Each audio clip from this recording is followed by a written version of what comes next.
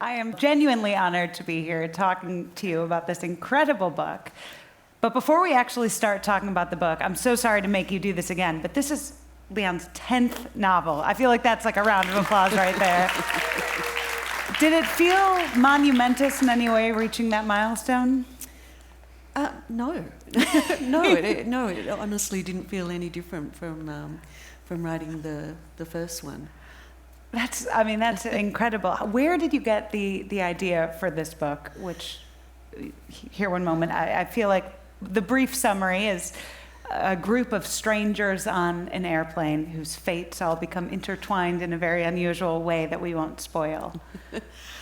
So I came up with the idea for it when I was actually on a plane myself, just like at the start of the book. So I just spent a week in Tasmania, which is the little island at the bottom of Australia that often gets left off the maps, and the Tasmanians get very cranky. And I just spent a week there writing. And so I'm not an especially extroverted sort of person, but I do find that when I've spent a week on my own writing, I do turn into my mother, which means I stop and I start talking to people in shops.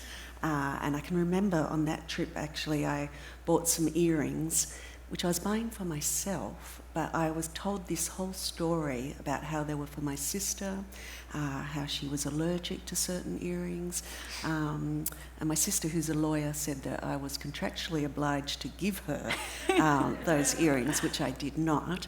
But so I guess my thoughts had turned inward. And so I was on flying back home, and the flight was sitting on the tarmac, you know, when it just sits there and the time goes by. Oh, the nightmare.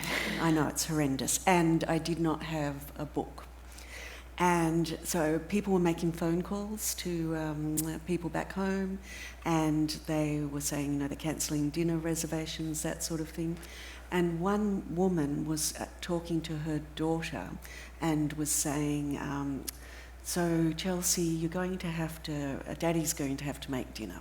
So you'll have to wake Daddy up. And then she kept saying over and over, so no, just wake him up, just wake him up. And the panic was starting to grow in her voice, just wake him up. And I started to think, I think Daddy might be dead. At the very least, I don't trust that dinner. No, I know. And so I was texting my husband, telling him about it, and he was saying, no, the poor man's just having a nap, he's fine.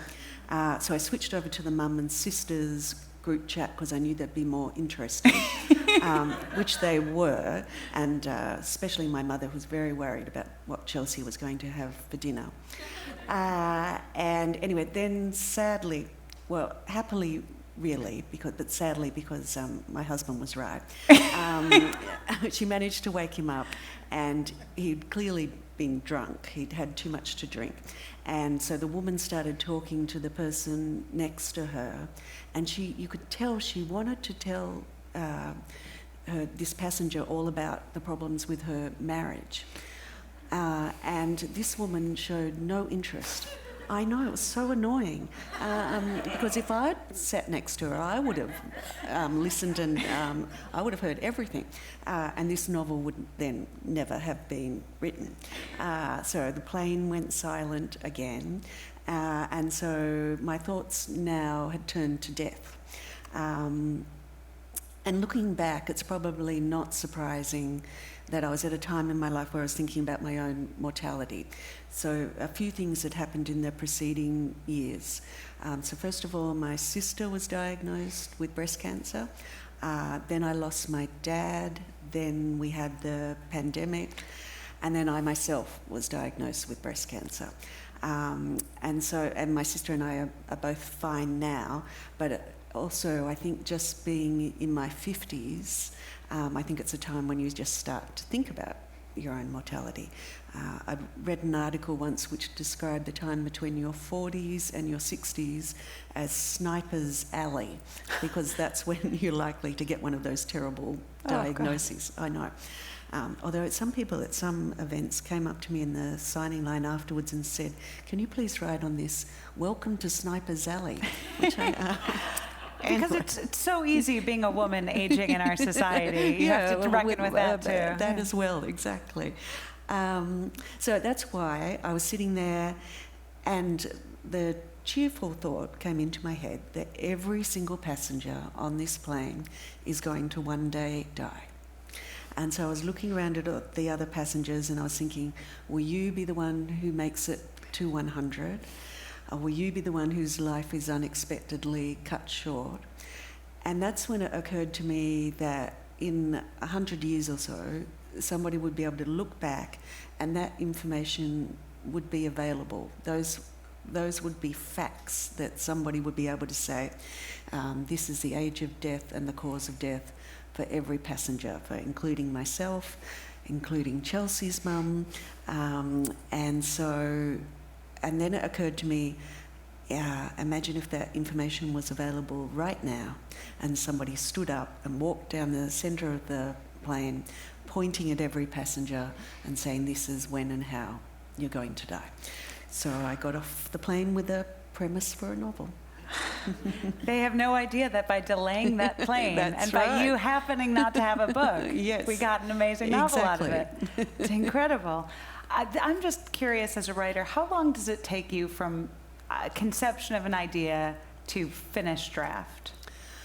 Well, I never know how long it would take if I didn't spend so much time sort of thinking, I'm a novelist, look at me. Well, that's part of the process. You factor that in. But I don't know how much, you never really know how much this is really part of the process or this is you just wasting time. I don't know. But it seems to take me a year to write a novel. I want to talk more about the novel and some of the broader themes, but before we do, I hope you'll indulge me. I just have to ask, obviously, your novel, Big Little Lies, the extraordinary novel, was adapted into an incredible series, Emmy-winning, produced, starring Nicole Kidman, Reese Witherspoon. Do you remember the first time you met Nicole Kidman? What was that like? Does she glow in person? She looks also like she smells very good, like a fancy hotel. Yeah, I do remember. So they sent me to a cafe, and when I got there, the cafe was closed. And so I thought to myself, well, I don't know how it works with these Hollywood stars. Maybe they open it just for her. So I remember walking around the cafe, and there was a little kitchen there with some staff in there. So I looked into through the door, and I said, "Are you closed?" And they said, "Yes." But then I thought, well, I should let them know that I'm with the people. So I made meaningful eye contact. And I said, but are you closed for everyone? And he said, yes, we're closed for everyone. So it was very embarrassing. I then got sent to another cafe, and I can remember walking in and saying, I am here to meet someone. And the person, you could see the person in the cafe thinking, has this woman never been to a cafe before? And then she walked in, and she was lovely and warm and delightful. And I can clearly remember saying to her, well, I know not to get too excited because I'd had books optioned before. I had What Alice Forgot was optioned so long ago that my little boy, he was so little that he was, we were at Jimbaroo. You'll know about Jimbaroo soon. And I can remember talking to my agent and saying, oh, I'm sorry, I've got to go because it's time for the parachute, which is when they swirl the parachute over the little kids. And now he's a big 16-year-old who towers above me. So, so years and years go by and nothing happens. So I can remember saying to Nicole, well, I know not to get too excited because authors always say, don't get too excited until the day they start shooting. And she said, no, if we option it, get excited. She was right. Yeah, and she was right. Do you remember, I think yesterday, maybe people in this room will know better than I think it was yesterday or the day before, it was the Emmys in Los Angeles. Do you remember when you went to the Emmys with the show? I do remember going to the Emmys. Well, first of all, I can remember in the lead up to the Emmys, I kept getting all these emails saying, So it was really lovely because they were bringing me over, but they did keep saying, so just so you know, you won't be going to this particular ball. And I'd never heard of this ball. Maybe in LA you'd know the ball, I don't know. But they kept saying, they seem to really want to make a point of it. You're not invited to the ball. Well, they heard how you tried to get into this cafe. And Yeah, they maybe, knew. that's right. Until finally I sent back a email saying, I understand I'm not invited to the ball. Yours, Cinderella. So there were lots of things like that. I can remember, it took me 3 hours to get, actually we were talking about this backstage, how it takes 3 hours for me to get all my hair and makeup and everything done. And my husband just got out of the shower, put on his suit. He looked amazing. And there are pictures of him holding the Emmy as if he'd won it himself. And so I can remember being in the back of the car and driving through the streets, and a policeman stopped us and said, "Have you got a celebrity in the back there?" And the driver said, "Nope." So the policeman said, "So this way, then we have to go this way." Nothing is more humbling than that moment. Yeah, that's right. I was a writer on a television show, and I remember going to the premiere, and there's the carpet with the logo behind, and you sort of assume that as a writer, you get to sort of walk the carpet, and you wouldn't believe how fast they go, no, behind and in between the thin line between the screen and the topiary. Yeah, there are different places for you to walk, yes. And I was sat way at the back, but they did say you can come up on stage if we win. So I do remember when they won, standing up and all the people around looking at me saying, what's she getting up for? And then walking up to the stage, and then Nicole's husband, Keith Urban, was there, and he offered a hand to help me onto the stage, and I think he offered it in sort of just that nice gesture way, but I said to him, "No, you really need to hold it really tight because I'm worried I'm going to trip." So I held that poor man's arm with an iron grip to get me up onto the stage. He's a gentleman. He knew exactly what gorgeous. to do. So one of the themes of Here One Moment, obviously, are these big ideas of fate and whether it's possible to know your future. This is LA, so I feel like I do have to ask you, do you believe in any astrology? Have you ever been to a psychic? I did go to one, so I'm not really a believer. Are you a believer? Not really. Not really, But I don't want to insult it. I think I know. anyone who believes anything it's a miracle. Yeah. Well, I'm a skeptic, but I'm also on the side of I want to believe. Yeah. So I'm desperate to believe anything. So I can remember after my dad died, like a lot of people, we got into the habit of thinking that butterflies were a sign, a lot of people think that, were a sign of him being around. And I can remember on the anniversary of his death walking out to my car and 2 butterflies came and there was just like they were sort of stroking my cheek, and I really did think, that's Dad. And then another time I was walking my dog and there was a butterfly coming along for the walk with us. And I was saying, "Oh, look at Dad coming for the walk with us." And then my Labrador went, and ate the butterfly, which my dad would have loved that story. But so I guess I'm somewhere in the middle of the believing the caressing butterflies and then the ridiculousness of my Labrador eating Dad on the walk. So I'm always really intrigued to hear other people's stories. And people say, "Oh, she told me things that I don't know how else," and that really changed my life. And I remember talking to friends, one particularly practical friend who I would have thought would never have believed in psychics, and she said, "Oh yeah, I do. I'm Zooming with my psychic tonight because he's moved over to London." She had a psychic. Yeah, that's right. As if, yeah, exactly. We all do. And so I went to see one psychic as research for this book, but I could see that she, as soon as I walked in, she really thought, okay, I've got this woman. She's a middle-aged woman. Her children have probably just about left home, and she's now thinking, what's next for me? So she was saying things like, so you're thinking to yourself, what about me? I've always given everything to others. Now, what about me? And I was thinking, no, it's always really been about me. It's not really.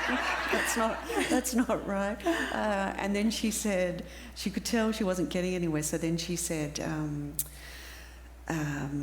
what do you do for a living? So I said I was an author.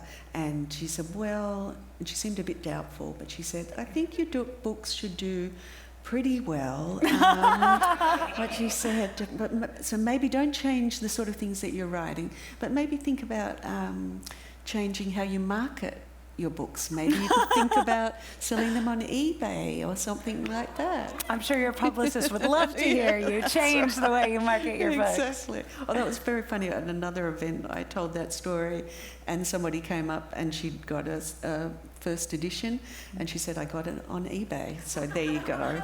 You can always find it. That's right. I don't believe, but I do read my horoscope. I don't know why, but I'll read it. Yeah, well, because I'm Scorpio, and they always say things that we're passionate and sexy, and so I like that. That's a good one. I'm the Capricorn, so I'm stubborn. Are you? And boring. Are you stubborn? I think I am, but Yeah. isn't that the thing? Everyone know. is a little bit of everything. Exactly. You're probably passionate too. I like to think so. That's a fun one. You got a good one. I know. With 10 books, do you pick favorites? And obviously, this is a favorite. This one that you're promoting right now is your favorite. Yeah. But of the other previous 9, No, I really don't. I always do want the most recent one to be the favourite, and because also the characters are still quite they're clear in my mind. So no, but I really don't. They're like children. Yeah, that's right. Well, I've got a son and a daughter, so I can say you're my favourite son and you're my favourite daughter. Oh, that's nice for them. Yeah. One thing that I loved about this book is you're so masterful at building characters, and in this book we jump between perspectives that interweave. As a writer, how did you keep track of each individual storyline, and was it hard to dip into each perspective and dip out of it? Was it like one day I just have to focus on one character, or did you find it pretty seamless? No, so I always write from multiple perspectives, and I always say to myself, okay, next time I'm only going to write from one character's perspective, because sometimes readers get annoyed with me that they can't keep track of the characters. And then, so each time I say that, then I write 9 Perfect Strangers. And then I wrote a book about a plane load of passengers. I was talking to the author Karen Joy Fowler, and she was saying that she thinks every author has a secret desire to write the novel that they're incapable of writing. So I feel like that might be the case for me, that I like to have my character and then see them from another character's point of view, and I don't find it hard to. They're really clear to me. So, what would you say is the novel you're incapable of writing? I think writing one from one character's perspective. I just don't think I can do it. Do you have a favorite book that you remember that made you want to be a novelist? The Accidental Tourist by Anne Tyler.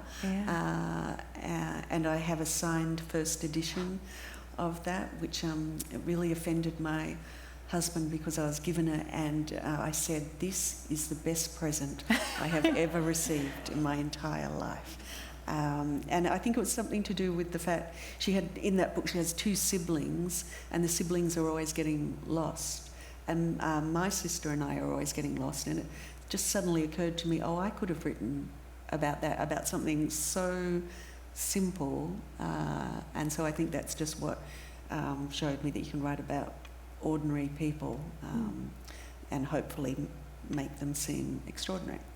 What do you find to be the hardest part of the drafting process? Or is it the promoting the book? The life cycle of an entire book, what is the hardest part for you? Oh, gosh. Whatever you're in, you think this is hard and I prefer the next part. I know for a fact I do really like it when you're 2/3 of the way through and the story has momentum, and then it feels like you can just write. You can immediately get into that sense of flow. Because I used to have a babysitter who would come for 3 hours at a time when my children were little, and I can always remember I'd spend the first hour thinking, I'm a novelist, I can't believe it, I love that I'm a novelist.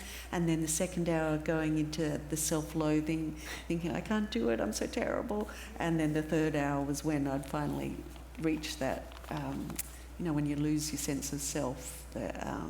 And it's like when you drive a car and you can't remember how you got there, that when you go into that's the best part. The flow.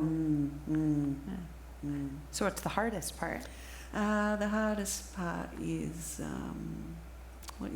I can't stand the book by the end of it, because you've been through so many drafts and then I can't look at it again. I don't like that.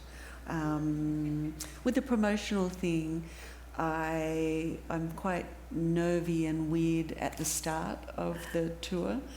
Because all of a sudden you're expected to be the sort of person who can sit at your desk for months at a time, and now you should come out on stage and chat to people. So I do find that really terrifying at the beginning, but then as the time goes by, then there's this awful night when I go home. So I get more into the rhythm of it, and then there's always one night when I get back to the hotel, and I think, you liked that tonight, didn't you? And then I'm sort of appalled with myself because I talked about myself too much and I liked talking about myself. And so then I'm just disgusted with myself. So by the end of it, I just feel like a dinner party guest who got drunk and spent the whole night talking about herself. I feel like in LA it's a sport. You're fitting in if you're talking about yourself. As you're such an astute observer of character, I'm just curious, selfishly, have you noticed any major cultural differences between, you've spent so much time in America with touring and promoting your book, between Australians and Americans? Well, you're really lovely. So oh, do go true. on. It's true, though. So in airports, I have 3 times been complimented on dresses I've been wearing. I have worn those in Australian airports, not a single compliment. So people, I think, are really prepared to compliment. I feel like you're really polite. I had this horrible incident on a plane in Australia where, with my overhead bag, where a woman accused me of squashing her bag, putting it into that, and proper abuse. And then I got onto a plane here, and it was a similar sort of plane, when the one side is too small to put a bag into. And this woman said, "Oh, I'll take my bag down and put it at my feet so you can put yours there." And I said, "Oh, you were so lovely." And there's more, you're more likely at these events to go, woohoo, whereas Australians just sit there and say, yeah. That was your cue. Australians, they're more likely to say, show us what you've got. One thing that I'm very curious about, and this is sort of one larger question. In the book, when the woman is going down the aisle of the plane and telling people when and how they're going to die, some people are excited to hear it and some people say absolutely not. Is that information that you would want to know? Well, I realised after I wrote the book that some people actually face the reality of that if they have to do genetic testing, if there's something in their family. And if that was the case for me, I would want to know. I couldn't stand not to, if there's information available in that same way that when I thought that information is available in the future and I had a desire for it now, I would want it. It's the same when I wrote The Husband's Secret, which is about a woman finds a letter addressed to her to be opened in the event of her husband's death, and he's still alive. So the question is, does she open it? And I would always ask that to people, and most women would say they'd open it, but I would definitely, I'm afraid I would not hesitate. I would open it. Yeah. You'd open it? I would open it in a heartbeat. Yes, that's right. I'm pregnant, and my husband and I were like, should we find out the gender of the baby, the sex of the baby? Should we not? And the doctor does a test, and they sent an email, and then they called us and said, all the tests are good. By the way, if you open that email, it'll say the sex of the baby. So only open it if you want to know. And my husband was like, well, should we not? And I had already clicked. I was like, it can't just be in my inbox. I can't not know. Just sitting there. Yeah. No, definitely. I think I would have to know. But maybe that's just tempting fate. Yeah, well, the thing is, when I wrote the book, originally I was thinking all the passengers would have these amazing revelations about the way they should live their life. But then when I started writing, I realised that your reactions would be the same if you're given a terrible diagnosis. The first thing you think is that you don't believe it. Yeah. You say, I want a second opinion. And then you say, well, I want another form of treatment. I want to enrol in a clinical trial. So you do fight fate. So that's when I had the character. And of course I have one character who's told he's going to die in a workplace accident. And obviously if you're told that, you're not just going to keep going to work. No. You're going to think of ways to beat it. To try to get around it, to try to beat fate. What I love about the structure of this book is you intersperse the third person narrative with the first person narration of the character we come to know as the Death Lady. Did you always have that structure of the first person interrupting the main storyline? Yes, I did. Yeah. I didn't know she'd be such a big part of the story. I think at first I thought she might just have little things to say, but then she sort of took over the story. I love a structural change throughout the book. It was brilliant. Yeah, thank you. Do you ever feel like when you're in that sort of flow state of writing that the ideas are coming from somewhere else or guided by fate, or do you feel very much in control of the ship? So I know some authors say that they sat there and it just poured into their head. Yeah. And I don't feel like that because there's all that flailing about. But every now and then it happens, which is the best thing ever, when I look back and I can't actually remember writing just a couple of sentences. So I love that. It's rare. But yeah, every now and then it happens. What is the best writing advice anyone has ever given you? I think just when you've just got to write for a period of time. So I have an hourglass which I use for just 20 minutes it goes for 20 minutes, big beautiful hourglass, and I just say, okay, you've just got to stop thinking, you've got to write anything at all for the next 20 minutes, and that seems to get you going. Are you good at not letting yourself be distracted by internet and email and No, phones? I'm terrible. Oh, good. That's a relief. I use that program called Freedom. Yeah. I've seen it. I remember Zadie Smith's in her acknowledgements saying this book couldn't have been written without freedom because it restricts your internet access, and you can put in any amount of time, and it feels like it's almost programming you to write, to say, now I will write for 3 hours or whatever. Oh, that's a very good idea. And now, slightly broader, have you ever heard, or do you have any just general life advice that you've heard that stuck with you? I always like this too shall pass. That's a good one. I think as you get older, you just realise that whatever's happening right now, whether it's good or bad, everything's changing. So So if it's good, then enjoy it, and if it's bad, know that everything will change. So I like that one. I also like Feel the Fear and Do It Anyway. Oh, that's great. Which is the title of the book, but I feel like you don't need to read the book. It's all there in that. It's just that thing of when you're feeling fear, not to try to resist it, just do it anyway. What sort of things are you afraid of? What am I afraid of? Oh, I guess in the I don't know that I actually do much that I'm afraid of anymore. What am I? I'm not afraid of heights. Yeah, it's a good point. What do I really do that?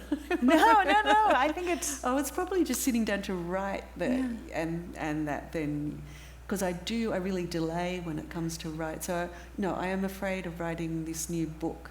That's really on my mind at the moment, and I know I'm just going to have to eventually just sit down and do it anyway.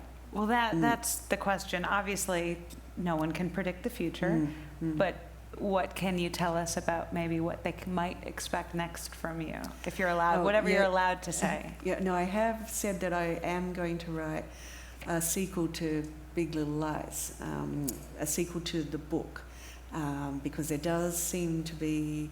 Well, first of all, it does seem to make sense because the book was when the children were little, when my children were little, and they were starting school.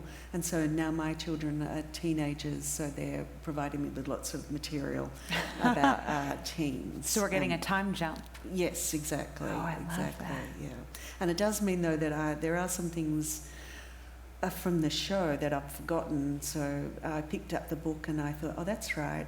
I forgot all about Fred. So there was Fred, who was never made it into the show, who's Madeline had another child. So I was thinking, I'm going to have to do something, because the book will follow from my book. It'll be set in Australia. So then I was thinking, should I do something really meta and just have somebody say, oh, Fred's just never comes out of his room. He's just in there playing with his computer. It's like he never existed or something, and then just move on. So I don't know what I'll do. Is it hard revisiting those characters? Do you picture them now as the actors who played them? Yeah, so it's especially tricky because I created the role for Meryl Streep. And so... You couldn't have shot higher for an actor? You couldn't have really gone for an A-lister? Well, that's right. My sister said to me when I was trying to think, will I do that? Because I just wrote a sort of novella not to be published for season 2. Yeah. And my sister said to me, well, why don't you write a role for your favourite actress? And so I thought, okay, I'll write one for Meryl Streep. Why not? And I called her Mary Louise, which is Meryl's real name. And I can always remember talking to the producers and saying, well, I've written this role for Meryl Streep. And they were laughing at me saying, well, look at you, Liane, you've become so Hollywood. You're on the phone saying, get me Meryl. And I can remember saying, well, if I can one day say, I said, get me Meryl, and you actually got me Meryl, I will never ask for anything again. And then a few months later, I got a text saying, we got you Meryl. I know. Oh my God, how did you celebrate? I don't remember. I remember, though, that even though I said, I'll never ask for anything again, it went straight to my head. And then I said, get me Oprah. And I was quite serious. I think Oprah's a really good actress. Yeah. But anyway, we didn't get Oprah. You can't have everything. No, that's Nicole, right. Reese, Laura Dern, Meryl. Yeah, that's right. So I've got, in my head, I've got my Celeste, and then there's Nicole Celeste. Yeah. But because Mary Louise was written purely for the season 2, I can only see Meryl. So it's funny writing this book, which is why I'm feeling the fear and doing it anyway. Well, I think I speak for all of us when we can't wait to see whatever you come up with, but no pressure. Thank you. Speaking of Hollywood, when you were writing Here One Moment, obviously you've had so much success with adaptations. Did any actors pop into your head with an adaptation you might want to see? No, because I really do not. I know some people don't believe me, and I know I can remember reading a review of Nine Perfect Strangers saying she wrote it with an eye on the screen, and I did not, because there are pages and pages in this book where it's a silent meditation. Yeah. There's no dialogue for pages on end. And also, I'm never writing. Of course, the adaptations have been amazing and such good fun. But I'm never thinking that the adaptation is. That the book is just a midpoint along the way to an eventual adaptation. Because for me, the book is between me and the reader. Yeah. And I love the fact that every reader has something different in their own imagination, and I know that because readers come up to me and they tell me something about the book and they get it just a tiny bit wrong, and I know it's wrong because I wrote the book, but the reason they've got it wrong is because they're taking something from their own life. So if it's a beach or something, then it's a beach from their childhood. So I love the fact that it's my imagination and their imagination. Every single person's experience of reading a book is a tiny bit different.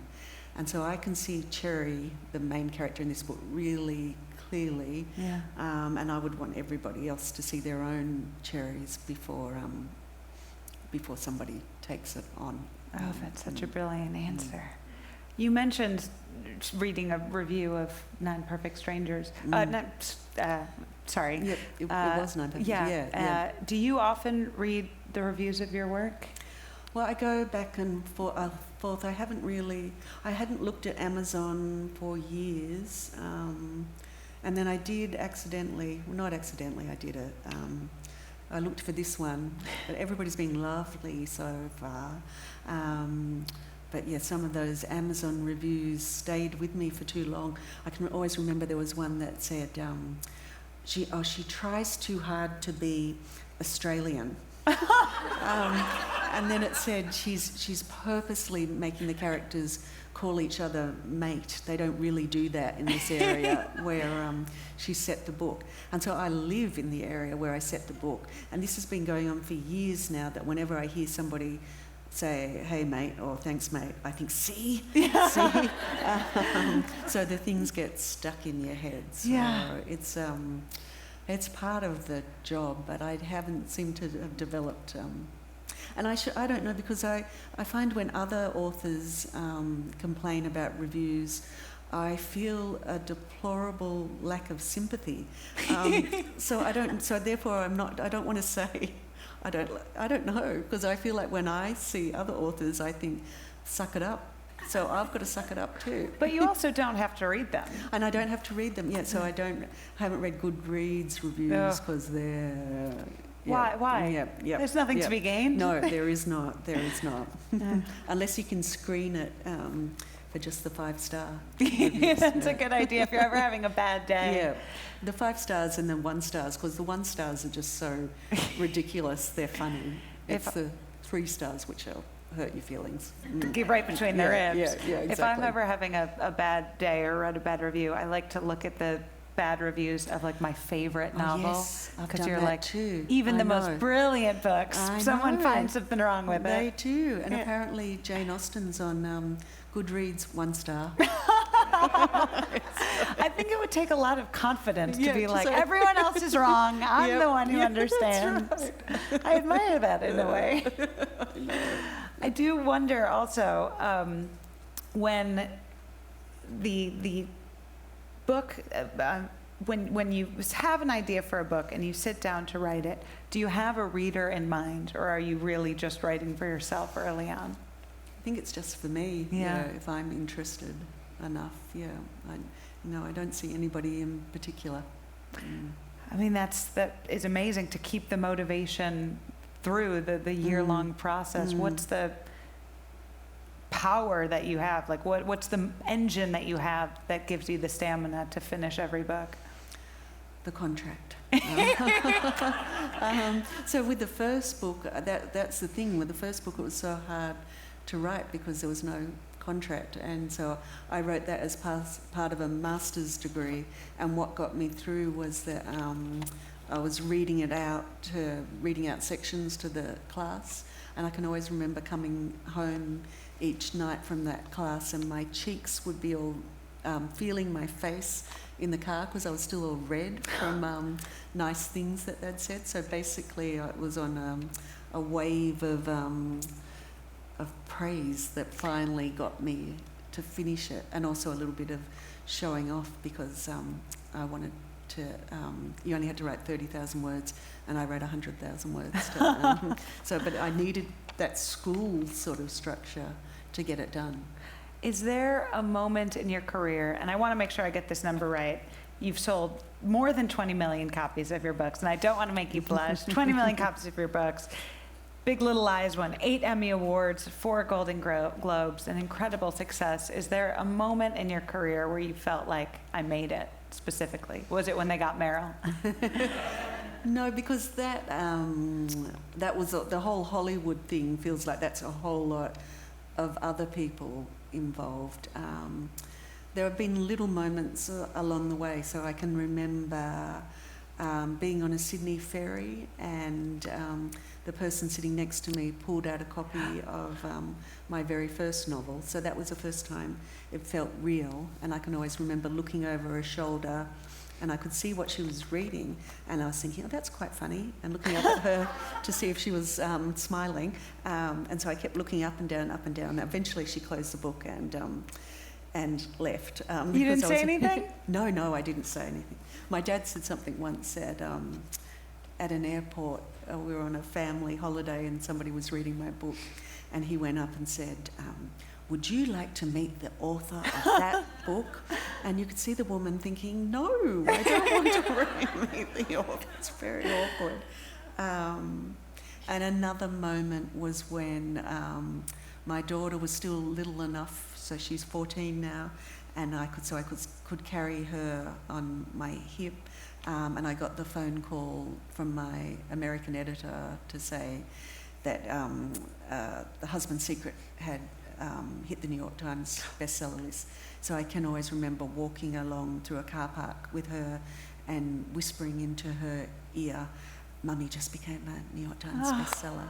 So that's a really special moment. Do your children read your books? My son just read one and said, it's pretty good, Mum. That's a rave review from a teenager. I know, I agree. That's amazing. I know. Obviously, I don't imagine you have a surplus of free time right now, especially with the tour and traveling so much. But is there a book on your metaphorical bedside table right now? Hotel to Hotel? What are you reading? I just read Anna Quinlan's After Annie, which was which made me sob on a plane. You know, when you're on planes, it makes you more emotional. So I was. It was beautiful. Oh, that's wonderful. So what's next? What do you pick up now? Now I'm reading Claire. I've forgotten her name, sorry. I also recently loved In Memoriam by Alice Wynne, which is a World War II book. I think it's the best World War II book I've ever read. I love Kate Atkinson's, got hers. And I always feel I need to mention whenever I'm asked about other authors that I have 2 sisters who are authors. So Jacqueline Moriarty and Nicola Moriarty. Oh, wonderful. Well, we're going to wrap up and open up to a little bit of a Q&A, but before we do, one final question. This novel deals with big issues, death, but fate, and whether you can fight fate, and relationships and marriage. Is there one thing you hope that a reader takes away when they finish the book and put it down? Honestly, really the main thing I hope they take away is I'd quite like to read another book by Liane Moriarty. But I hope that, because readers find all different things. So some readers just, it's just a distraction. So a woman came up to me at a signing event recently, and she wanted me to sign the Hypnotist love story. And she's obviously really, she loved my books, and she was saying this book really got me through a terrible time when my child was in intensive care. And so she was just going on about it, and she was saying, and so I was, after all that stress, and I knew that I could just go back to my crappy book. And I think, I assume she went away afterwards thinking, did I just tell her my crappy book? But I think I know what she meant. I assume what she meant was it was just entertainment, lightweight entertainment to take her mind away from it. So there's that. Other people find, had just the other night, a woman said to me, I left my marriage of 20-something years because of Big Little Lies. So once I read the book, I got out of a terrible relationship. The Hypnotist love story, somebody said I became a hypnotherapist as a result of reading that book. So some people find really meaningful things, and maybe out of this they'll find meaningful things about, being present, but there are enough self-help books that say that. So, so I don't know, whatever they take. Well, the book is fine with me. Absolutely brilliant. Thank you so much for this pleasure. conversation. And now we'll open it up to a Q&A from the audience. I wanted to follow up on the question asking about how you write from multiple perspectives. Do you, as you're writing, go from character to character, or do you write each character's story complete and then move to the next character? No, I go from character to character because I'm not a planner. So I think part of the reason that I do like multiple characters is by going to the next character, I can keep thinking, I wonder what's going to happen. So I write it as if that's the way the book's going to all be.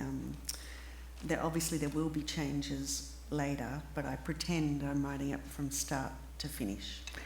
I will ask one other question, just bouncing off of that. Do you have an ending in mind when you start, or does the ending come to you? No, the ending comes to me. So, Really? Yeah, so no, I don't know. Wow. When something is adapted for you, like Big Little Lies, how hard is it when the characters are changed, or plot points or different characters, when they have to be changed? How hard is that for you to negotiate, or how involved in that are you? So I have not been involved at all. So I think I just made a deliberate decision to step back, and I think that's the right decision for me, because I always think I don't believe that books need to be exact, completely 100% faithful to the book. I think sometimes those adaptations are not as good. And because it's a different medium, and you need to do with television, and I seem to have become the TV lady, that each episode needs to have its own arc, and I think that if I started to say things, then I would hold on too tightly. So I can always remember the very first scene of Big Little Lies, Madeline being played by Reese trips and hurts her ankle, and so I'm always hurting my ankle. I flip my ankle, and my ankle goes over like that, and I don't think Reese has flipped her ankle in that way, because she fell forward like this. So if I was getting involved, I could say, no, the way it's meant to be is like this. But it's so inconsequential that it changes nothing for the story. So that's why I feel it's better to step back, and because I don't know. And you know how sometimes there's a movie, and it has all amazing, an amazing cast, an amazing director, an amazing writer, and for some reason it doesn't come together. And so I feel like there's this, that even if I tried to say it has to be like that, that there are too many elements that to make it right. So, and also even being on set, I found it really interesting and fun, and then sort of boring, because I didn't realise how they have to do the, take after take. I don't have the patience for it, so I did not lean in. When you think about all of the characters that you've written, which one gave you your greatest challenge, and which one did you find the easiest to write? That's a good question. I do remember when I was writing the character of Napoleon in 9 Perfect Strangers that I was worried because the character seemed to be coming too easily to me, and so I was thinking, why is it coming too easily? You know, with comedians, I think they think if a joke comes too easily to them, then maybe they got it from somewhere else. Yeah. And I always think if a plot's coming too easily to me, that maybe I stole it from an episode of Law and Order. So I was thinking with this character, because I don't plan my characters, but this one seemed to be coming far too easily. And so he's a tall, sort of really uncool, but loving sort of person. And then I realised that I was plagiarising from my own work because I have written a series of children's books. And so Napoleon was very similar to an alien from Giorgio Gorgioscio from the planet of Globogascar. And so I don't know why, I can't think of anybody in my real life who's extremely tall and lovely, but for some reason I really feel like I know Napoleon. And when I visited the set of 9 Perfect Strangers, the actor playing that role, which I respect, he didn't, they were saying the author's here, and he didn't want to see me because he was too busy getting into his role. But I do remember thinking, Napoleon would have seen me. So I do feel really close to that character. And the character that was... it's hard to write. It's hard to write some of the men. Maybe. I'm thinking of them all now. I've never written a character who's with pure evil. I think I would find that very hard. So I can always find something sympathy. What I find hard is the doing the research, because I get worked up about that if I don't know. So there was a cellist in Truly Madly Guilty, and I found that quite hard because I don't know anything about music. But I did find a cellist, luckily, who spoke at length to me, and she really ended up driving. So probably the cellist, because I could not imagine what that would be like. But then what I found so interesting was she was saying there are some days where she feels like she just can't play. And I thought, and in the same way where I sometimes think I just can't write, and I realised it's just very similar, because I thought once you could play the cello, don't you just know how to play it? But it was very similar. So maybe her Clementine in Truly Madly Guilty. When do you start sharing your ideas, and who do you share them with? Like, who's your confidants that when you start getting into a book? I don't share many ideas, actually. I do. When I came up with the premise for this, I do remember sharing that actually with a couple of people, with my son, and with my 2 sisters who are authors. So sometimes I share the premise. Apart from that, I really don't. I don't want to say it out loud, because if you say it out loud, sometimes it feels like it all just dissipates. Yeah. So I don't talk about it much at all. There's a real scientific study that I read, not the study, like an article about the study, that says if you have a goal and you tell too many people, the dopamine rush that you get from telling people, people are just like, well, I've already done it. And so it lowers your motivation. It feels like you've done it. Yeah, so if you have a goal, keep it to yourself. Yeah, okay. You mentioned your sisters are writers too. I'm curious what your childhood was like that it infused all of you with such creativity. So I didn't grow up.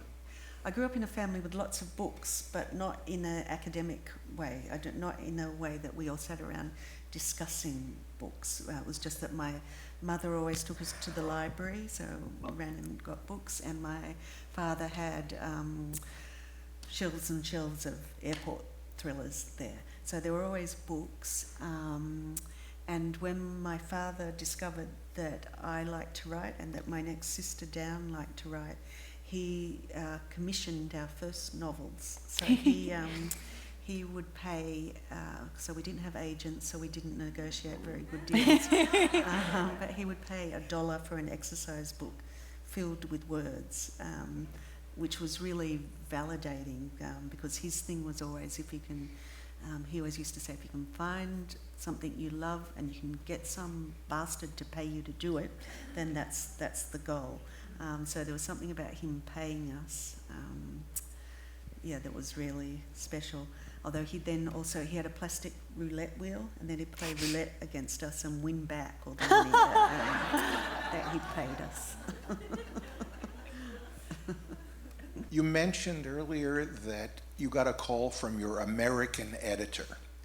When you write the book, are you writing it for an Australian sensibility with Australian language and expression, and you have to adapt it for another market?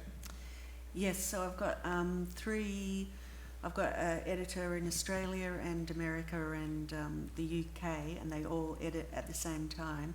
I prefer to keep all the Australian language in, and since I've become more successful, it's easier to fight for that, because I know a lot of US language from watching American television and so much American culture, and I would always say, if it makes sense in context, then please can we leave it in?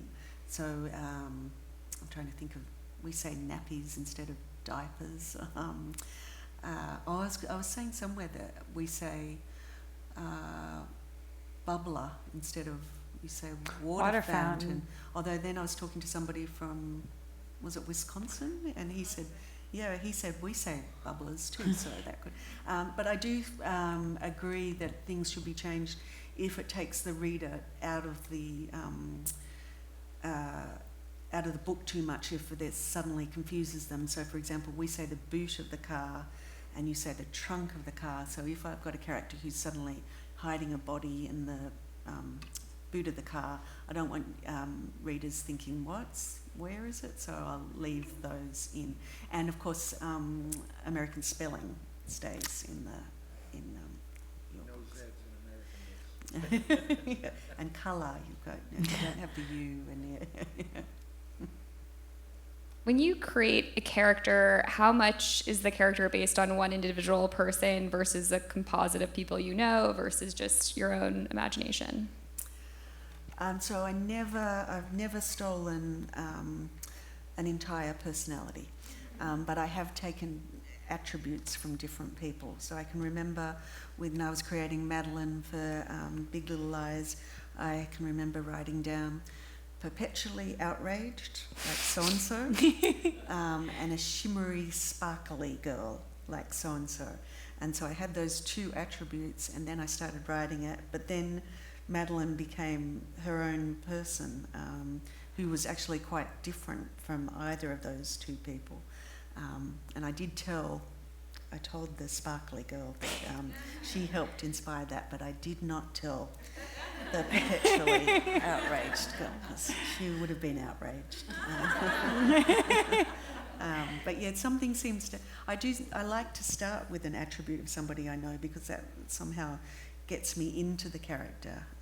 But then sometimes even that attribute might go, because as you start writing, they become themselves. That's wonderful. Thank you so much, and thank you for all the lovely questions from the audience. Such a pleasure. Thank you so much.